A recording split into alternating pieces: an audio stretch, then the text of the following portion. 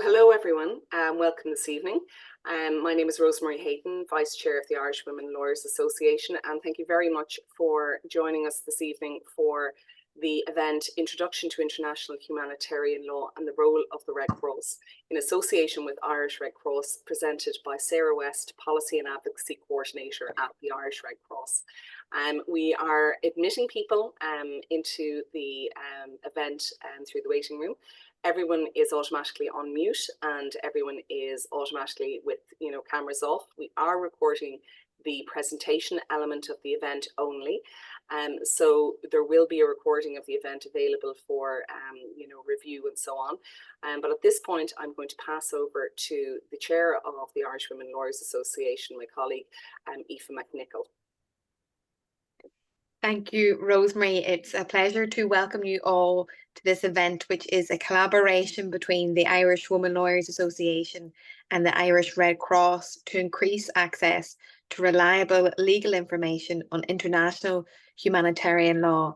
And this is an event that we felt was so topical given the current war in Gaza and also the ongoing war in the Ukraine. We are delighted to welcome Sarah West, but before we do that, I want to say a special thanks to Rosemary, who is our vice chair but is also a volunteer, the volunteer and operations specialist with the Irish Red Cross, and Rosemary has coordinated this event, and we're so grateful to her for all her work in doing that. Thank you, Sarah, for coming to speak to us. Sarah West is the Irish Red Cross Policy and Advocacy Coordinator. She completed her bachelor studies in law and international development at Maynooth University and furthered her academic research in this area with her LLM in EU, international and transnational law, and her dissertation on international humanitarian law and attacks on healthcare and armed conflict. So, Sarah, thank you again for giving us your time this evening. I'll hand over to you, and I'll just say to everybody as well at this stage that there will be a link later on this evening if you would like to donate to the work of the Irish Red Cross. Thank you. Great. Thanks so much, Aoife, for the introduction, and thank you, Rosemary, again for putting this together. And thank you, all of you, for joining on this evening. I know for a lot of you, it's after work on a sunny evening, so I appreciate your interest, and hopefully you'll find this an interesting presentation and you'll learn a little bit more about international humanitarian law and about the role of the Red Cross in that as well. And I mean, for me, it's an area of law I think is really fascinating. And more than that, it's really important. As Aoife mentioned, there's over 100 armed conflicts going on in the world today. And I think that really just kind of reaffirms just how important IHL, international humanitarian law, is. And it's as relevant now as ever before.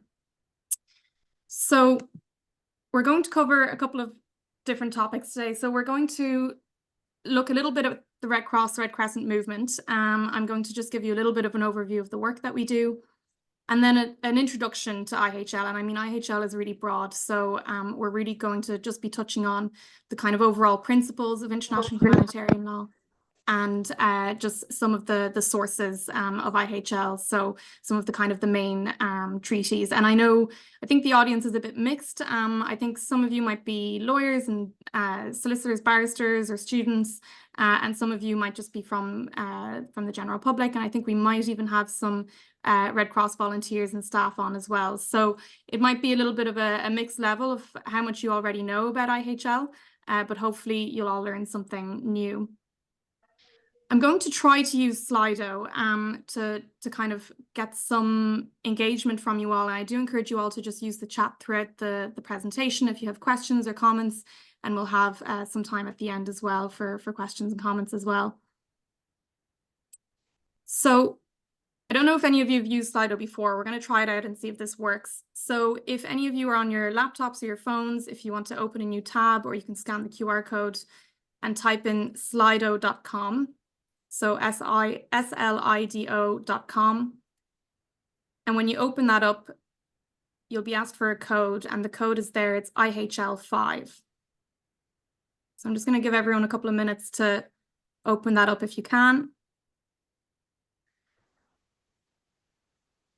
And once you've opened up the website, you've put in that code, you'll be asked this question: what is IHL? And it's just for myself, I suppose, to get a little bit of a sense of who's in the audience and what you associate with international humanitarian law, what you know about it. Don't worry, there's no wrong answers. It's all anonymous as well. So just put in any words that you associate yourself with international humanitarian law. We've got 2 people so far who've managed to work this. I'll give you all a couple of minutes.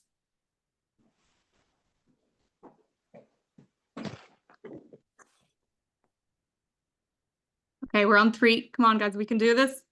So slido.com, and it's IHL5. Let's take a look at what we have so far. Oh, interesting. Okay, justice, yeah, protection of citizens in war, rules of war, fairness, justice, protect innocent civilians, equality. Yeah, I see a lot to do with protection there, yeah. Laws of war. I see human rights are the question mark. We'll get to that. Crises, yeah. Conflict. Red Cross. Oh, great. Somebody thinks of the Red Cross and they think of IHL. That's good. Great. Thanks a million, guys. I have one more for you. Now I want to know what you think of when you think of the Red Cross, because I know that some of you might be familiar with your work. If you're volunteers, you're very familiar with our work. Some of you might have only heard of us. Maybe you've never heard of us before until today. So you might be familiar with some of our programs. And I mean, our work is quite diverse. And I think sometimes from the outside, it seems like people can be unsure about how our work is all connected together. And hopefully by the end of today, you'll have a better idea. Humanitarian aid, disaster relief, yeah. Medical aid. Neutral and independent, very good, yeah. Protection of civilians, humanitarian. I'm surprised I don't see first aid there. That tends to be the first thing people think of. Oh, there we go, medical aid. That tends to be the first thing people think of when they think of the Red Cross, humanitarian aid. Yeah, yeah, great. Thanks, everyone. We'll come back to that in a bit. So the Red Cross, Red Crescent movement, what are we? There's 3 different components of the Red Cross, Red Crescent movement. So you might have heard of some of these or none of these. The first is the International Committee of the Red Cross, the ICRC. So this body of the Red Cross based in Geneva, and they take the lead in times of conflict. In times of armed conflict, they take the lead within the movement. And they're what people often call the guardians of IHL. So their mandate comes directly from the Geneva Conventions, which we'll get to in a moment. And as I said, they take the lead in times of armed conflict. The Federation, the International Federation of the Red Cross, Red Crescent Societies, IFRC, we like our acronyms in the Red Cross movement. This body takes the lead in times of non-armed conflict. So in other times of crises, so earthquakes, tsunamis, floods, famine, drought, other times of crises that are not related to armed conflict. And they also act as the secretariat for the national societies. There are 192 national societies around the world, so one in almost every country in the world. Here in Ireland, it's the Irish Red Cross. I've just put in the logo here for the Ukrainian Red Cross and the Syrian Red Crescent. And so together, that's the Red Cross, Red Crescent movement. It's a network of about 15 million volunteers, which makes us the largest humanitarian network in the world. And we're present essentially in every country in the world. But the one thing that binds us all together is our fundamental principles. So there's 7 principles. The first one is humanity, and that's really kind of what we do. That's our driving purpose in everything is humanity. Independence, we're independent. We work independently from governments or other influences. Impartiality, we focus our work based on where the humanitarian need is alone. So regardless of religion or race or nationality or anything else. Neutrality, we're a neutral organization. That means we don't engage in politics. We don't take sides when it comes to armed conflict. We are a purely neutral organization. Voluntary service, as I mentioned, here in Ireland, I think we have about 3,000 volunteers. Globally, it's about 15 million. Universality and unity, we're united within this movement. Whether it's the Irish Red Cross, the Ukrainian Red Cross, or the ICRC, IFRC, all of the movement components, we're all together within the movement. So really, independence, impartiality, and neutrality, these are really what allows us to carry out our work. And I'm going to come back to that a little bit later. But what's important to remember is we are a neutral humanitarian organization, and that is what allows us to, on the ground, be, in times of armed conflict or other times of crises, access people who need help the most. So a quick history lesson. In 1959, this man here, Henry Dunant, came across the Battle of Solferino. What he saw, he was really shocked by. It was the aftermath of a battle, and there were injured soldiers just across the battlefield, and nobody to tend to them.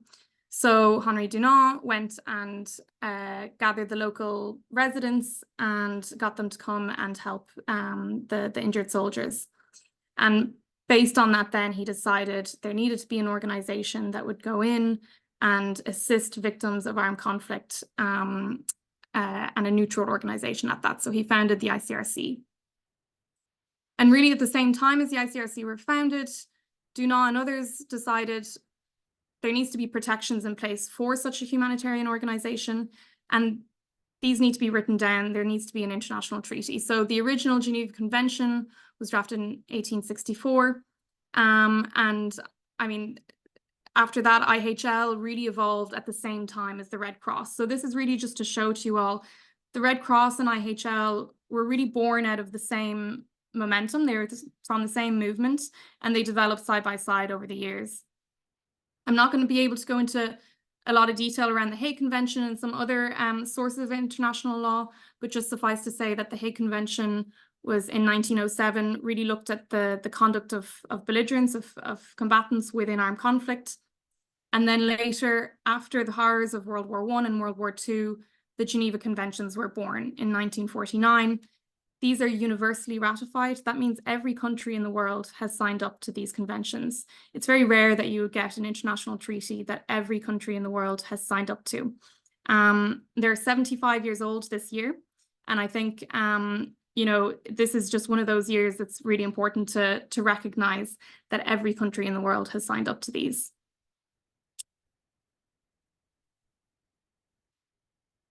And a little kind of fun fact I like to include is that actually Ireland had its own Geneva Conventions about 1,000 years before the actual Geneva Conventions. Back in 697 AD, the Conad Dumnon, which are often called it kind of translates to the Law of Innocence, were signed in County Offaly. And my understanding is that these laws kind of focus on protection of churches and protection of what it deemed to be innocence. So at the time that was clerics, women, and children. So just a little fun fact for you that, IHL is not new, and it's certainly not new to Ireland.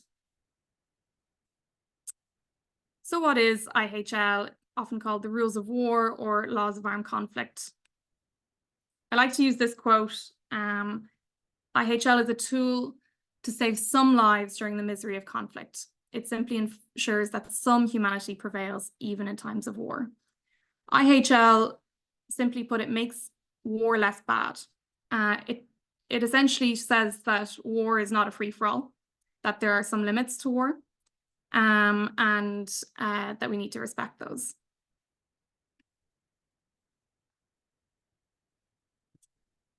So IHL sits within, as many of you will know, within a wider body of international law. It sometimes gets confused with or conflated with international human rights law. They are interlinked, but international humanitarian law applies in times of armed conflict, and it's between the parties to a conflict. Whereas in international human rights law, it's between yourself as an individual and your government. And this is where I think IHL is really fascinating. IHL is different to the laws on the use of force. So, as you may know, war is prohibited under the UN Charter, with two very notable exceptions: self-defense and authorization of the UN Security Council. What's interesting with IHL is pragmatic. It does not concern itself with whether or not war is illegal or legal, whether it's just or unjust. It simply just says that war is a reality and that there needs to be some limits to the conduct within war. So the first thing to know, I suppose, with IHL is that different rules apply depending on the classification of the armed conflict. So you've got international armed conflict, which is, states versus states, what you might have seen, what we think of when we think of World War II, for example. And then we've got non-international armed conflict. So this is what we call with non-state actors. So not a state military, but maybe other militias or other groups. And there are some key differences between the two in terms of the laws that apply. So in international armed conflict, the entire body of law applies. It's over 500 articles. It grants prisoner of war status, and the ICRC are explicitly mandated and have a right to access prisoners of war to assess their conditions and make sure that they're being treated humanely. In a non-international armed conflict, there are some limitations as to what articles of law apply. There's no prisoner of war status, and the ICRC, as opposed to having a right to access, they have a right of initiative. So they have a right to request access to detainees. But what's important to remember is that, as I mentioned earlier, the Geneva Conventions are universally ratified. So many of the norms and the principles of IHL form part of what we call customary IHL. And so a lot of these principles and these rules apply both to non-international and to international armed conflicts. So we're going to take a look at the Geneva Conventions, but before I do that, I'm going to ask you all to take out your Slido again. And if you can put in any categories of people or objects that you think are protected under armed conflict. You can take a guess, or maybe you already know some of the answers.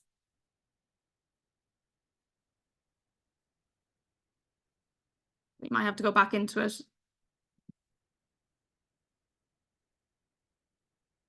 Children, yeah, civilians, women, medics, refugees, non-combatants, yeah, hospitals, yeah, any other objects or buildings.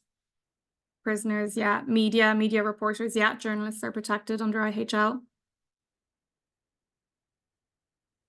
Hospitals, yeah. Schools, absolutely. Vital infrastructure, yeah. So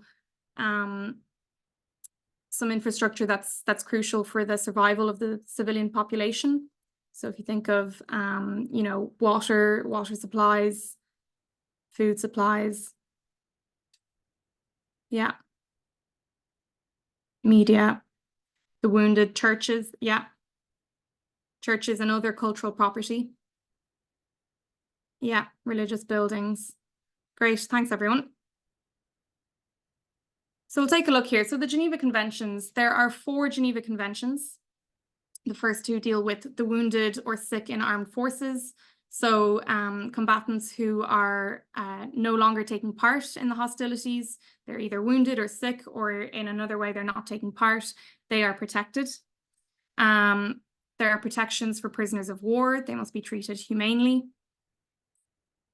And then the 4th Geneva Conventions deals specifically with protection of civilians. And then the first additional protocol sort of expanded on the protection of these civilians. So these are conventions that all apply to international armed conflict. And as I mentioned earlier on, there are specific rules relating to non-international armed conflicts. These are found in Additional Protocol 2 and what we call Common Article 3. So in the first 4 Geneva Conventions, if you were to look up Article 3, it's the same in each one. And I'll show you what it says here. So it applies some rules to non-international armed conflicts. So again, persons not taking part in hostilities, they are protected. The wounded and the sick are protected. And there it is here, International Committee of the Red Cross may offer its services to the parties of the conflict. So that's the right to initiative that I mentioned earlier. And there are other sources of IHL. Geneva Conventions are sort of the ones we think of first, but there are the Hague Conventions for the protection of cultural property. Somebody wrote in there churches.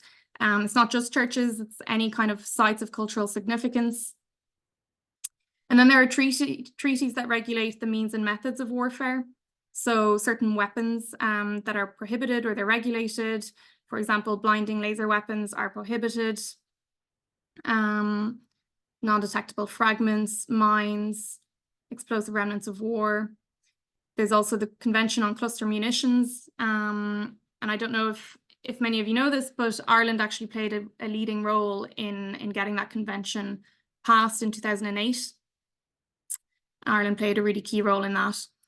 So there's a lot of other treaties. I won't go into all of them, but you can look them up later and I can send some further links if you're interested. And then there's what we call customary IHL. So in the same way as we have in other areas of law, these are agreed norms that we can find through practice, through military manuals, and through declarations. So these are just norms that have kind of arisen out of practice. And they're not written down, but the ICRC have actually played a crucial role in codifying this law, so in writing these rules down. And they manage a database where they have codified all these rules, and I can show you that later on if you're interested. And some of these norms and behaviours, they come from non-binding instruments of law, so declarations. And most recently in 2022, Ireland again played a leading role in negotiating a political declaration, which all the states that have signed up to it have committed to avoiding using explosive weapons in populated areas. And this is a problem that we've seen over time, over the last couple of decades. As the world urbanizes, war has urbanized as well. And we see war taking place now in cities and towns around the world where civilians and military objectives are side by side. And so the ICRC and other civil society organizations have really well documented the devastating humanitarian impact that these explosive weapons have when they're used in populated areas where civilians tend to be the main casualty. And as a result of that, 84 states now, I think, have signed this political declaration to say that they will no longer use explosive weapons in populated areas. And that was signed in Dublin in November 2022. So there's national legislation. Most of it is to ratify the international treaties that we saw there. And here in Ireland, we also have the Red Cross Act. So the Red Cross Act establishes the Irish Red Cross. It gives us what we have, auxiliary status. I don't know if anyone has heard of that before. So it essentially means that we are neither a government institution, but we're also not an NGO. We're not a non-governmental organization. We have this auxiliary role to support the state in humanitarian action. And so because of that, we have a special role to disseminate information on IHL, across all different stakeholders in Ireland. So I'm going to give you a quick overview of the principles of IHL, and really at its core, it's a balancing exercise. It's balancing between military necessity and humanity. So when decisions are being made by armed forces, they need to really consider the principles of IHL, and they need to always make sure that whatever might be military necessary, they need to always consider humanity as well. So the first principle is distinction. Parties to an armed conflict have to distinguish between combatants, so fighters, and civilians or other protected objects. So as we mentioned there earlier on, journalists, medics, hospitals, schools, and other protected objects.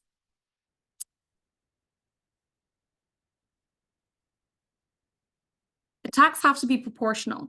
When a soldier or a commander is planning an attack, they need to always consider proportionality. They need to make sure that their attack is going to be proportional to the civilian harm that's going to happen. So as I said earlier on, IHL is pragmatic. It doesn't say that there can never be any loss of civilian life or any civilian harm or any damage to civilian buildings, but it does say that this harm has to be balanced with the military advantage that can be expected. And it has to make sure that the military advantage that they're looking for does not kind of outweigh the incidental civilian damage that can occur. So again, it's just always this balancing exercise, measuring up what the military advantage is versus what can be expected in terms of loss of life. And precautions. There are, like I said, there's limits to war, and within that there has to be precautions taken when there are planning an attack.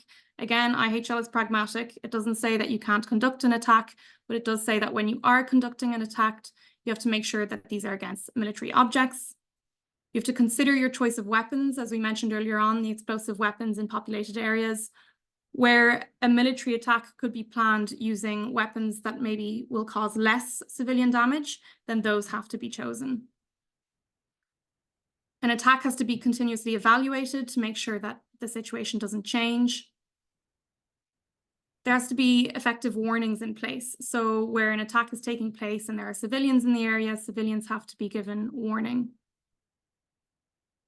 And then you have to cancel an attack if this doesn't respond to the criteria, if your proportionality assessment shows that there will be too great of a loss of civilian life. So some examples of violations of IHL. So the use of chemical weapons, that's prohibited. Destruction of cultural property, as we mentioned earlier on. Destruction of the environment. Destruction of works and installation containing dangerous forces. So these are dams or nuclear sites. Destruction of objects indispensable to the survival of civilian population. So someone said earlier on vital infrastructure. So water, food supplies, electricity. Sexual violence. So unfortunately, rape is quite common in war, and sexual violence, it is completely prohibited under international humanitarian law. Indiscriminate shelling. So again, going back to that principle of distinction, there has to be a distinction made between combatants and civilians. The targeting of civilian and medical infrastructure. So hospitals have special protections under IHL. And the use of starvation as a weapon of war. And that's just some examples of some of the violations that we see in armed conflicts around the world today. And IHL, you know, it's always evolving. And armed conflict is always evolving as well. And so there's a lot of new threats. War has changed a lot from when the Geneva Conventions were drafted, when it was World War II and we had, you know, battlefields and trenches and no man's land in the middle. A lot of war doesn't look like that today. War can be, as we mentioned earlier on, in urban areas, and it's increasingly in urban areas, and that has some particular challenges for the protection of civilians. But also there are digital threats out there, so cyber operations occur, and there's a lot of considerations about how IHL might apply in cyber warfare. There's the development of new technologies and new weapons.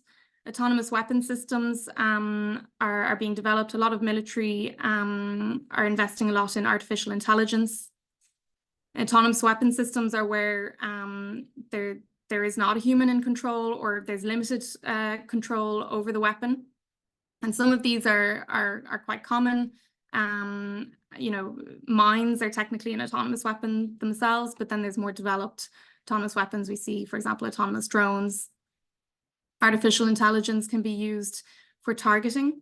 It can also be used for cyber operations, and it can be used in autonomous weapon systems. So I don't know if anyone saw this so-called godfather of AI, who kind of created AI, used to work for Google, was in Ireland 2 weeks ago, and he talked about battle robots of the future. And he talked about needing a sort of a new Geneva Conventions to regulate these so-called battle robots or autonomous weapon systems. There's outer space, and this sounds kind of strange when you say it, but actually in modern armed conflict, satellites are really relied upon for humanitarian use. You know, colleagues in the field use satellite phones. They rely on the satellites in outer space, and those have to be protected.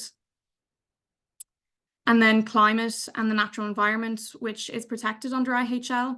But with climate change, it's really important more than ever to protect the natural environment in times of war. So IHL is always evolving, and it needs to evolve to keep up with some of these modern challenges that we see. And then the emblem. So many of you might be familiar with this one here, the Red Cross. It's in our logo. There's also the Red Crystal, which was brought in 2005, and the Red Crescent. So this is used by our colleagues around the world. All of these symbols are symbols of protection. They're not just a logo that you see with the Irish Red Cross. They actually have specific protections under the Geneva Conventions. So in times of peace, they have what we call indicative use. So they just indicate that it's part of the Red Cross, Red Crescent movement. In times of war, these symbols mean don't shoot. They're a symbol of neutrality, and they signify to the parties to the armed conflict that this is a protected person or object, and that it's neutral, and that it's not taking part in the armed conflict, and therefore it's protected. It's really important if you ever see misuse of the emblem, and what we mean by misuse, these examples here, where companies most of the time unknowingly will use the Red Cross in logos, or sometimes what we often see with aid convoys, where people put the Red Cross on the side of the convoys. The reason it's so important to make sure that the Red Cross isn't misused is so that it doesn't undermine the protective use of it. It's so that in times of armed conflict, the parties to the conflict know that this is being used correctly and that that person or object is indeed protected under the Geneva Conventions. And then there's other protective symbols. I don't know if you'd be familiar with this one here. It's the protection of cultural property. You can see it here on top of a church. So this is called the Blue Shield, and it's in under the Hague Conventions of Protection of Cultural Property.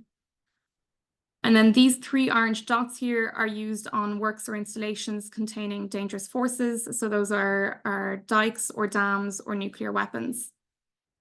And again, those just symbolize to the parties to the armed conflict that this is off limits, and it can't be subject to attack.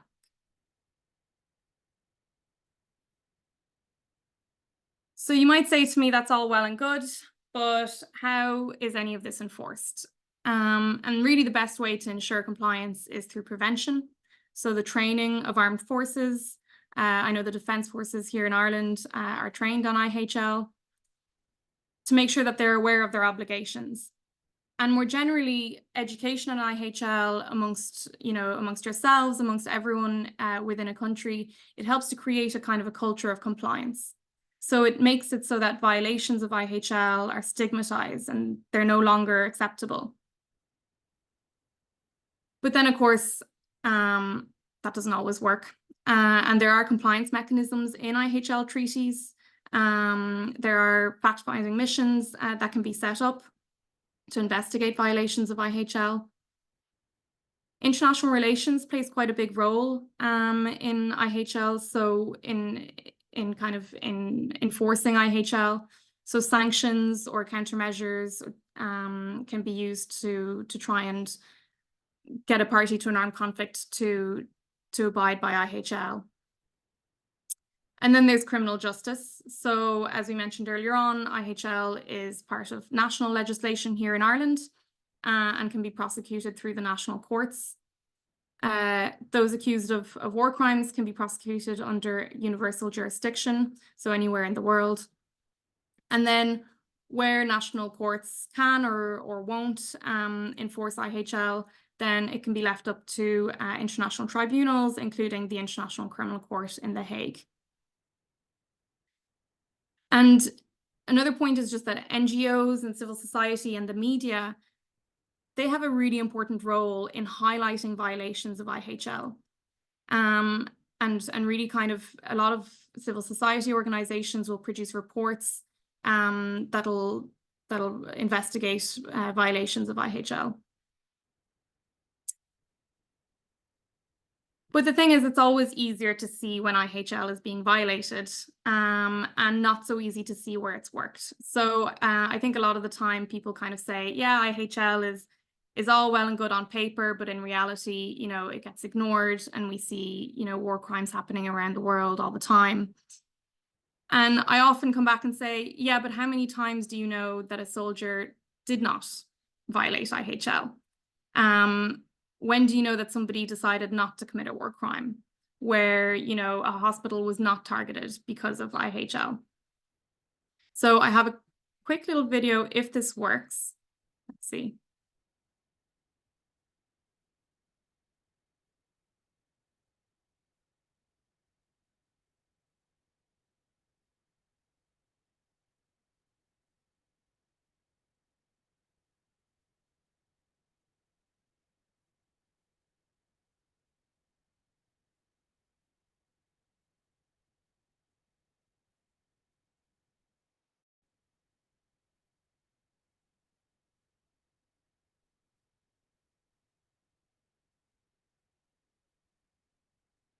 And of course, it's not going to work.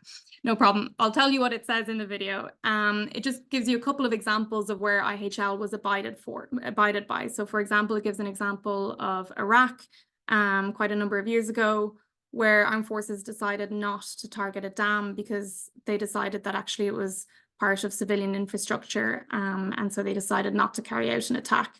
It also gave an example of Colombia, where the state and FARC, so different parties to the conflict there, signed an agreement to say that they would not use child soldiers which is illegal under IHL. So it's just the point to say that IHL is not irrelevant, and it still applies, and it is still abided by parties to an armed conflict every day. So a bit about IHL and the Red Cross. I mentioned it earlier on, and I mentioned a little bit about the structure of the Red Cross movement. The ICRC, as I mentioned, take the lead in times of armed conflict, and they have their mandate directly from the Geneva Conventions. And as I mentioned earlier on, we're a neutral organization. So the ICRC would never, and the wider movement would never, you know, come out in support of one side to a conflict or another. We're completely neutral. And where there are allegations of violations of IHL, ICRC actually engage directly with the parties to the conflict. They use what they call confidential bilateral dialogue. So they take these accusations up directly with the parties to the conflict, and they remind them of their obligations. And really, confidentiality is a really key factor for the ICRC to be able to obtain the best possible access to protection of civilians. So this is what allows us to have trust with these parties to a conflict, and to be able to access victims of armed conflict, you know, really everywhere. We have very good access, humanitarian access to victims around the world. And it also allows ICRC to visit prisoners of war. So as we mentioned, they have a right to access these prisoners of war in international armed conflicts. They visit detention centers and they assess the conditions, make sure that prisoners of war are treated humanely. They send what we call Red Cross letters. So these are letters between the prisoners of war, detainees, and their loved ones back home. And the ICRC act as a messenger to transport these messages back and forth so that their loved ones can have information, you know, on their condition and their whereabouts. And as I mentioned earlier on, the ICRC play a really key role in codifying customary IHL, in helping the evolution of IHL, and in clarifying the rules. So if you go onto their website after this, you'll be able to find all sorts of resources to learn more about IHL, but also some really interesting articles on kind of the more current debates of IHL. So where we mentioned earlier, for example, with new technology, or the urbanization of armed conflict, the ICRC have some really great resources if you're interested. And again, our neutrality is really what's important here, to be able to engage directly with the parties to armed conflict. Once you have their trust and they know that you're not taking sides in the conflict, then they're more likely to listen to you, and they will then allow access to the victims of armed conflict. I had a video, but I don't think it's going to work, so I'm going to skip over it. So then just a little bit about the Irish Red Cross and what we do. So as I mentioned earlier on, because we're an auxiliary to the state, and the state has a responsibility to disseminate information about IHL, under the Geneva Conventions, all of the states, it's not enough that in times of armed conflict they have to abide by the Geneva Conventions, but all of the time they need to be promoting IHL, disseminating information on IHL, and ensuring that it's complied with around the world. So here in Ireland, we support the state to promote IHL, and we do that, through loads of different events. We have our Corna Dumnon IHL competition with law students every March. And actually the last one was in DCU, and the Law Society team were the winners. So I don't know if there's anyone here from the Law Society, but there you go. They were the winners this year. We do placements, internships throughout the year. We hold an IHL conference every year around October. We do trainings and seminars, and we engage directly with the government through the different government departments with responsibility for IHL. We engage with the Irish Defence Forces, academia, and then internally with our own volunteers as well. And really everyone has a role in understanding IHL. I mean, whether you work as a solicitor or a barrister, or you work for the government, or you're a student, or you're just an interested individual, by making sure that everybody understands IHL and everybody knows about these principles of IHL, we can make sure that there's this creation of this culture of compliance to make sure that, violations of IHL are not considered acceptable. We do have an IHL mailing list as well. So if anyone's interested, you can sign up. I promise we don't spam your inbox. I think we only publish it once a quarter, so every couple of months.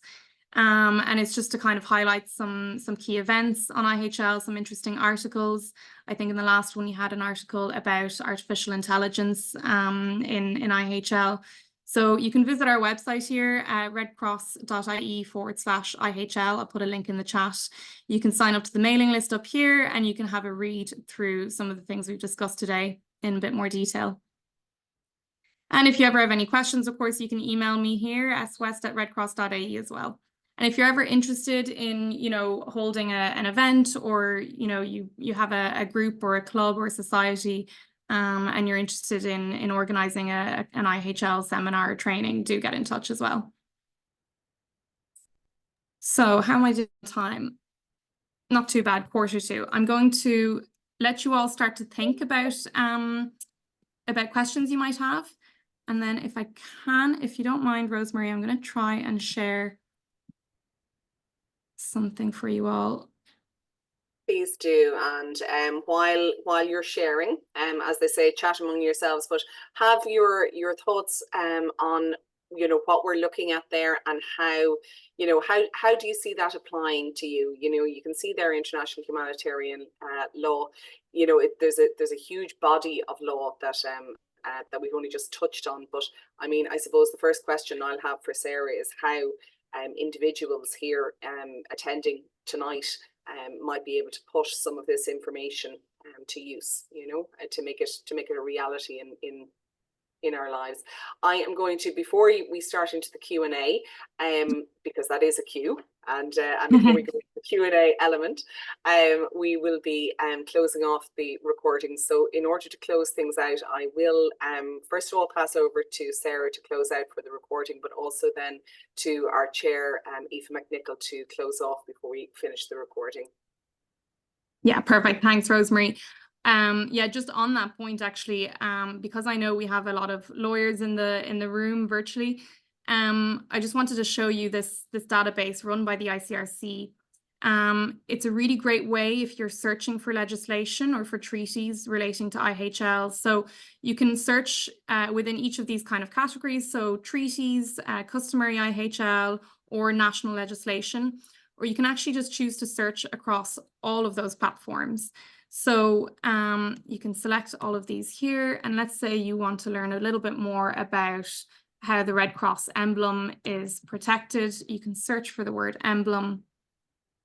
You can select your state here. And you'll be able to find where the emblem is protected within the Geneva Conventions, the specific articles, within customary IHL. So these are the rules that are codified by the ICRC. And then within national practice as well. So the Red Cross Act, as I mentioned, that establishes the Red Cross, establishes our auxiliary role, and protects the Red Cross emblem in national legislation. And then the ratification of the Geneva Conventions as well. So this is just a handy little database for yourselves if you're trying to find a specific article or something like that. You can look it up. I'll put the link of it in the chat as well. So thanks very much, everyone. I know we could only kind of cover really just a very kind of tip of the iceberg of IHL, but I hope it's interesting. I hope you've learned something, and I'll put a couple of links in the chat to the mailing list, and then you're welcome to post any questions you have as well. Thanks. Fantastic. Sarah, thank you so much. It has been extremely informative. And what I found particularly interesting, I think, was the practical approach that you discussed IHL taking. I'm going to take this opportunity now to thank you again, Sarah, to thank Rosemary wholeheartedly for organising it, and also to thank Catherine and Deirdre on committee for assisting with the organisation of today and the smooth running of the event. I think that there is going to be as I said earlier, a link put in that is for donations to the Red Cross. But I just want to be clear to everybody, that is just if you feel that you would like to do so. There's absolutely no obligation on you to do that, and it's not part of a fee for attendance of this event. One of the, I think, pillars of the Red Cross, or their missions, one of their missions is to disseminate reliable information, and it's on that basis that they've been so kind, and Sarah has been so generous with her time today. So thank you all very much, and I think we'll close off the recording now, Rosemary, is that right? And we'll move to a Q&A. Fantastic.